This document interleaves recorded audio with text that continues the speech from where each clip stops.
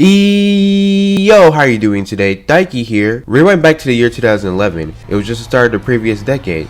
David Production was in its early stages of animation production, and people were going crazy over a flying cat who shits out rainbows. Bento's an anime about food, and not just any type of cooking food as type show. It's about people fighting over food in grocery stores every time an item goes on sale. So in the best case scenario of the main plot, I guess a good alternative title for this anime would just be The Hunger Games. The anime community was a far less huge place compared to what it is now, so it was quite easy to just miss out on this series considering the fact that this anime came out during the fall season of 2011, where the anime Guilty Crown, Fate Zero, Hunter x Hunter, and the one anime with the pink-haired bitch all came out. So this is a pretty underrated show in terms of popularity and how well known it is. Bento is quite an interesting one because it's just an anime about food, and you don't see much anime that is primarily based off of the topic of food. Mainly because there's not much to do when all you're doing is watching guys and gals eat for 24 minutes straight, and all you're thinking is, dang, I could really go for a delicious bowl of bootios right now. This anime really creates a new concept of what we think about when we typically hear about food anime. Like I said before, it's an anime about food fighting for bento boxes that are on sale. It may seem like a ridiculous concept, but at the same time it's a fun one at most. Everything is so over exaggerated and over the top, but the anime knows that, which adds to the overall more enjoyable experience you get from watching this underappreciated anime.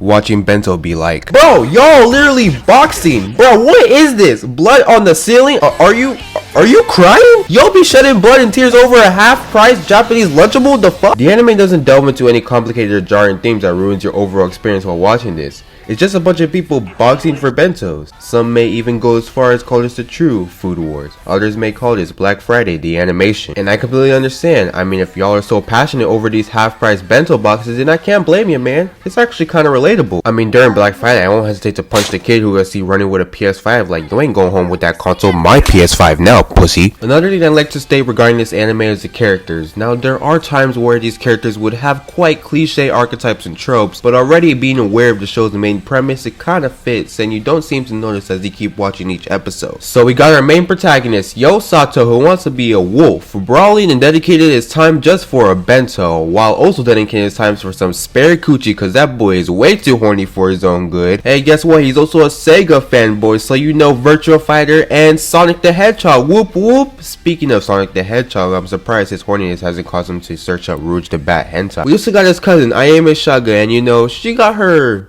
sus moments. Hey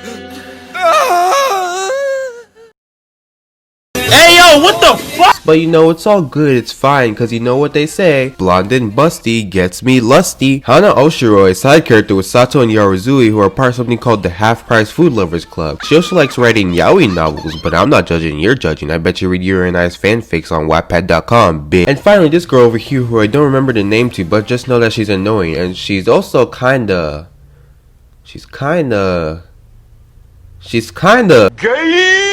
And if I went further on from that point, it'd be a spoiler. The few problems I do have with this anime are mainly the character designs, which could have honestly been better. The character designs don't really stand out and look unique to the point where it comes off as kind of bland and unoriginal. You know, you have the typical Japanese schoolgirl uniform that I've seen so many times to the point where I can remember it better than I can remember if there are 7 continents or not. Then you got a typical main character haircut that can honestly start a quote with how many protagonists I've seen with the same exact style. I really truly believe that the character designs in this anime could have been handled more correctly, as it would have matched with the more original and wacky feel the anime already gave with just its concept alone. The anime also had minor issues with pacing, especially towards the end of the anime when it was reaching its climax. No spoilers, but in the final episodes of this anime, there's a really cool fight that occurs in one supermarket. The anime spends a lot of time building up to the rematch to this fight, but then the concept gets dropped in the final 12th episode of the anime, introducing you to a new one that felt very rushed and out of place. This really disassociates from the anime from what we were already expecting, leaving you feeling like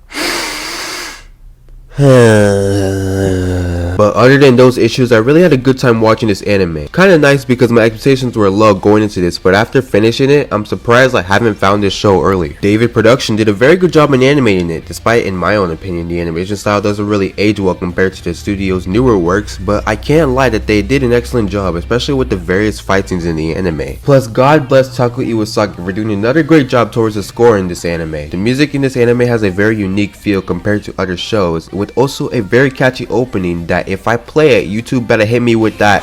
The sun is